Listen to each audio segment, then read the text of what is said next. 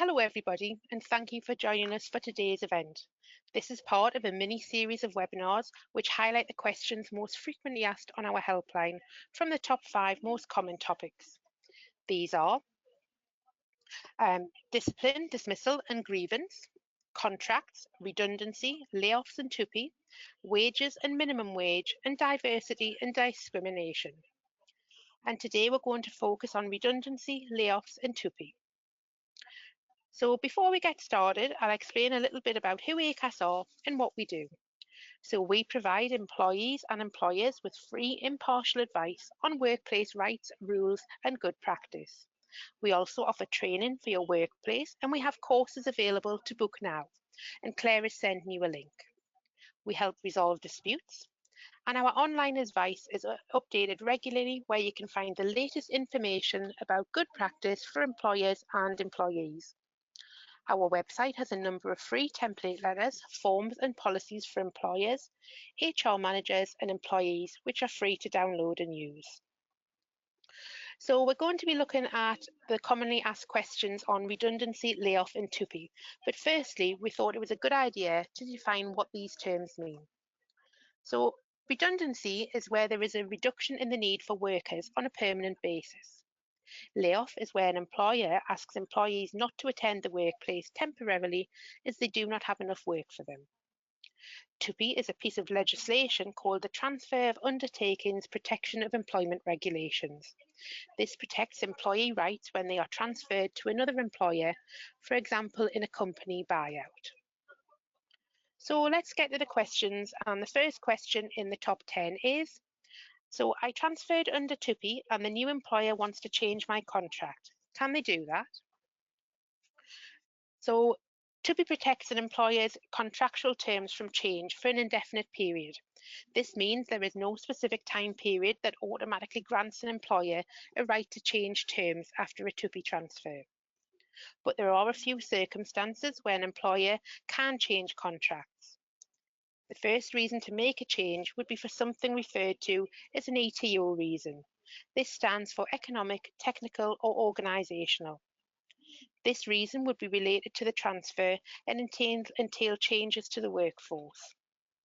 So an economic reason could be changes needed to make essential cost savings. A technical reason could be using new processes or equipment. And an organisational reason could be making changes to the structure of an organisation because two merged organisations have too many staff in one department and not enough in another. So the next reason to make a change would be offering more favourable terms. So if an employee's current contract has lower pay or less holidays, for example, than employees in the organisation they've transferred to, an employer can ask an employee if they would like to work under the new terms. Another reason to make changes would be if the contract itself has terms that allow for the changes to be made. For example, a flexibility clause requiring an employee to work from another location. If a proposed contractual change is not related to the transfer, no ETO reason is needed. So, for example, a company decides a few years after the transfer to restructure as they're going to use artificial intelligence for some tasks, resulting in people's job descriptions changing. So finally, any changes to contracts should be agreed, and an employer will need to either enter into consultation with employees, and if agreement cannot be reached, then variation of contract may be tricky, and an employer should seek legal advice on their options. So moving on to our next question. So my employer is saying I'm being made redundant, but I think I am. Who is right? So whilst we wouldn't give an opinion on the helpline, some of the key considerations are redundancy is a type of dismissal, and if an employee is given different reasons for dismissal when their role is in fact redundant, they could make a claim of unfair dismissal to an employment tribunal, provided they have at least 2 years of service. Redundancy is defined as in the Employment Rights Act and may occur when jobs disappear in the following circumstances. A business closes. In this situation, as the business is no longer trading, all staff would be made redundant. A site or workplace closes, and it could be that a chain of restaurants decides to close one branch. The staff in that branch would be at risk of redundancy. Or if there is a diminishing need for employees to do the available work. An example of this would be if a hotel business decides to deal with online bookings only. They would no longer need staff to take bookings over the phone, so staff doing those jobs could be at risk of redundancy. Or perhaps an employer has lost business and is not as busy. They might have 5 staff but only have enough work for 3, so 2 jobs could be made redundant. In this case, an employer should be fair about which individuals they choose to dismiss. It's often described as the job, not the person, that is made redundant. So when an employee is redundant, that post will either cease to exist or there will be less of those roles within a team. And our next question is, after TUPE, if existing staff are getting a pay rise, do transferred in staff also get paid more? So the answer to this one is the right of employees under TUPE is to keep the same terms and conditions they were on before, and TUPE prevents an employer from changing these conditions to harmonise them, meaning an employer cannot reduce employee rights regarding their terms and conditions to match those of existing staff. There is likewise no obligation on an employer to increase terms to match transferred employees with existing staff who may have better terms and conditions. So, after a transfer, there will often be staff doing the same job working under different conditions, an example being different rates of pay. So, whether an employee is entitled to a pay rise will depend on their contract, for example. There may be a term which provides that an employee will get a pay increase annually in line with inflation. If this is the case, they should get the pay rise provided for by the contractual term. Likewise, an employer needs to comply with national minimum wage legislation and must increase an employee's pay to match this when the rates change. If the contract does not mention pay rises and an employee's wage is higher than national minimum wage, then there is no obligation for the new employer to increase their salary to match the terms of existing staff, although they may choose to do so. And our next question is, I'm at risk of redundancy. I think there should be other people in my selection pool, but my employer won't include them. So what information does the employer have to provide? So selection pools occur when not everyone will be made redundant. Employers should act reasonably in determining the pool. In each pool, employers should include all roles that are the same or similar. They should also consider whether it is appropriate to include roles that have similar skills. So, for example, if all marketing roles are in a selection pool, roles from the press and communications teams may also be included if the skills are similar to those needed for marketing. When an employer closes one production line in a factory whilst keeping others open, a decision to make redundant all those employed on the closed line is likely to be open to challenge as the pool may not be wide enough. So when setting up a selection pool, employers should check and follow any agreements with the trade union and existing redundancy policy.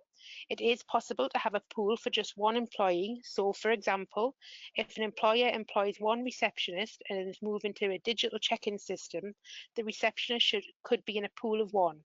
Care should be taken to explain to affected employees the employer's rationale for any pools of one. An employer should inform employees of the selection pool and the rationale for their decision to help employees understand the fairness of the procedure. If an employee does not agree with the justification for pooling, they can raise this either during consultation meetings or as a grievance to their employer. So moving on to our next question. So what are someone's rights on redundancy?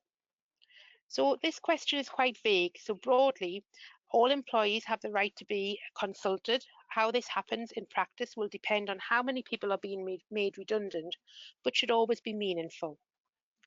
An employer must also select employees for redundancy fairly. If some people are to be made redundant and others not, an employer needs to have a fair process for selecting those who are to be made redundant. An employer has to offer suitable alternative employment. That is, they must consider offering an employee any roles which may be vacant in the organisation if they match their skills. There are special rules that apply to people who are on maternity leave, so an employer should check these if they have any affected employees. If an employee doesn't think the role offered is suitable, they should discuss this with their employer and try to come to an agreement. There is also a right to try this job out for 4 weeks. Employees who are made redundant are entitled to notice. There are statutory minimum periods of notice which apply to all employees. However, if an employee has a contractual notice period which is longer, it may apply. An employee could be asked to work their notice or not, but it must be paid for. So if an employee has 2 years of service, they have additional rights and would be entitled to redundancy pay. And this is calculated on the age and length of service. There is a calculator on gov.uk which can help with calculating statutory redundancy payments. They also have a written reason for dismissal. It's a legal obligation if someone is employed for 2 years, is pregnant or on maternity or adoption leave. However, it's good practice for an employer to always give reasons in writing. Employees working their notice have the right to time off to attend training or to look for another job. There is a right to be paid for 40% of an employee's working week for this purpose. So, for example, someone who works 5 days will be entitled to 2 days paid. Further time off unpaid is also a right, so long as it's reasonable. And our next question is, I've been made redundant and my employer has just employed more people. Can they do this? So this depends on circumstances. Ordinarily, a redundancy will mean that no roles need to be recruited for, but there are some exceptions. Usually, it would be fair to recruit if there is a skills gap between the person made redundant and the need for a new role. So, for example, a company has dismissed all of its admin staff and the CEO has also left.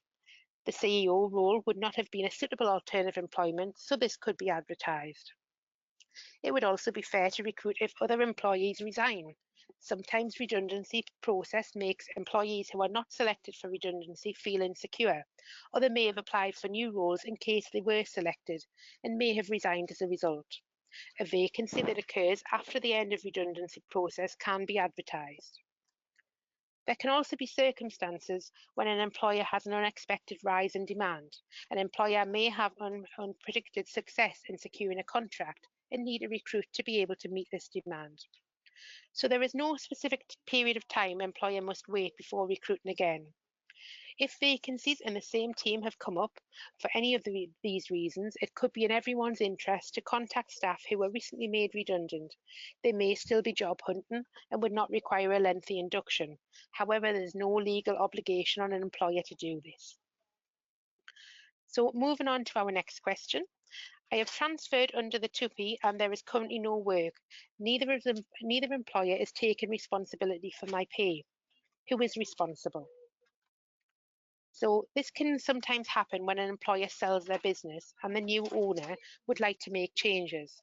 So we'll go through an example here. Rory buys a pub business, but before opening under new management, they would like to carry out renovations, which will take 3 weeks.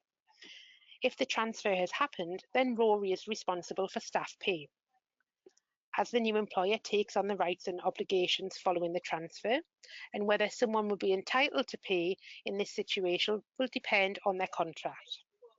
If their contract states they have set hours, for example 32 hours a week, then unless there is a contractual term to allow them to be laid off without pay, they should be paid for 32 hours as they are ready, willing and available for work. Where the right to layoff applies, there is a right to statutory guaranteed pay for up to 5 days. And for the year 2024 to 2025, this is currently £38 a day. Layoff can also sometimes trigger a redundancy process, so employers should check their legal obligations. And more information on this can be found in your handout. So if the employee is on a 0-hour contract, they would remain employed but would not be entitled to be paid. If an employee believes they are contractually entitled to pay in this situation, they should speak to the employer, as some employers are unaware of their obligations under TUPE. If this does not resolve the situation, the next step would be to raise a formal grievance, given a clear time frame as to when they expect a response. If this is not successful, they should contact Acas for early conciliation before considering lodging a claim to an employment tribunal. So moving on to our next question, is my redundancy selection unfair? So again, due to our impartiality, we would not give an opinion on this, but there are many reasons an employee might feel unfairly selected for redundancy. So let's look at some of the general principles of fairness when it comes to selection. So we've already talked about identifying a fair pool for selection. So let's say, for example, an employer needs to halve their headcount within a team of people who all do the same role. All employees who do that particular role should be placed in the selection pool, and an employer should also consider whether to include other teams in the selection pool. An employer should develop a fair and objective selection criteria. If this is already outlined in an employer's policy, then that criteria should be used, unless an employer has justification and can explain their reasons for not following it. If a trade union is recognised, employers should seek to agree a selection criteria with them. In any event, it is good practice to share the selection or scoring process with employees and help them to understand the reason for them. So examples of selection criteria could include standard of work or performance, skills, qualifications or experience, an employee's disciplinary record, or an employee's attendance record.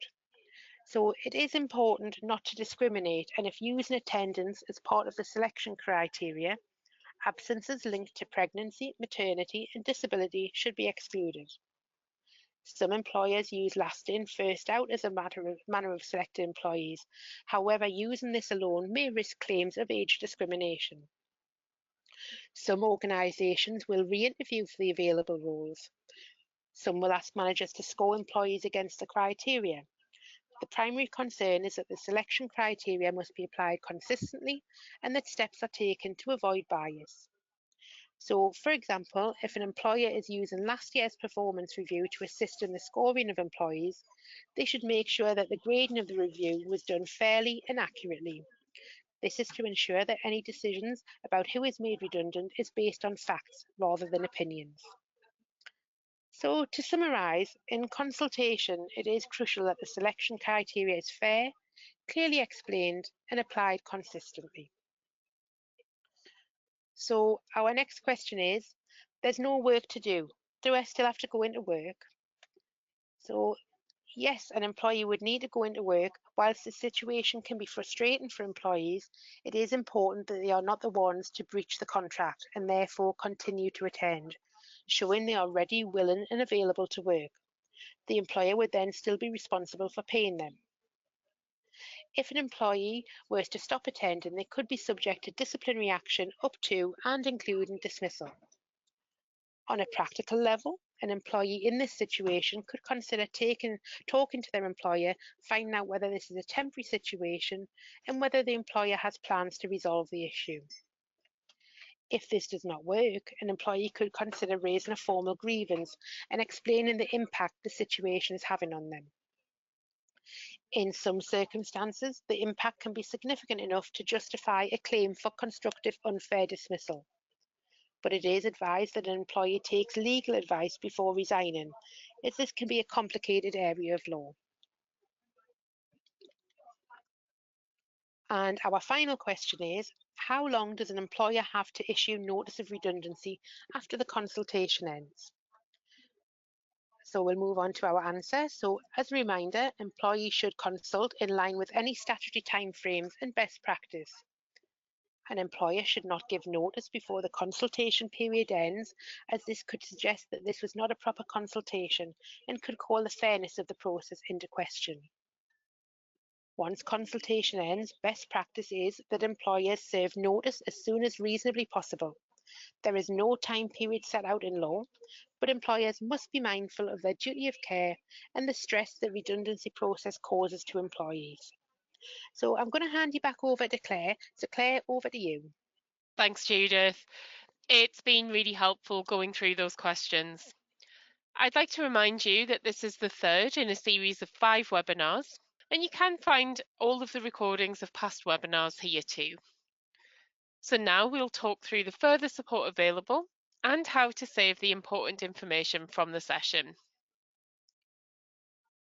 So Acas do run training in person and digitally to meet your needs. For example, a few of the courses that we're currently running are Redundancy, Getting It Right, and TUPE, a practical guide to business transfers and contracts. The benefits of all our training sessions is that you can interact with our advisor, collaborate with like-minded individuals, and ask questions to ensure you understand the context in relation to your own situations. You can also follow up with the individual trainer if further support is required. We can also run any of our training for individual workplaces, and in this case, the content can be fully tailored to you. For more information on prices and how to book, please visit our website using the link on the slide, head to the training section, or give us a call on 0300 123 1150. We really hope to see you on one of our courses soon.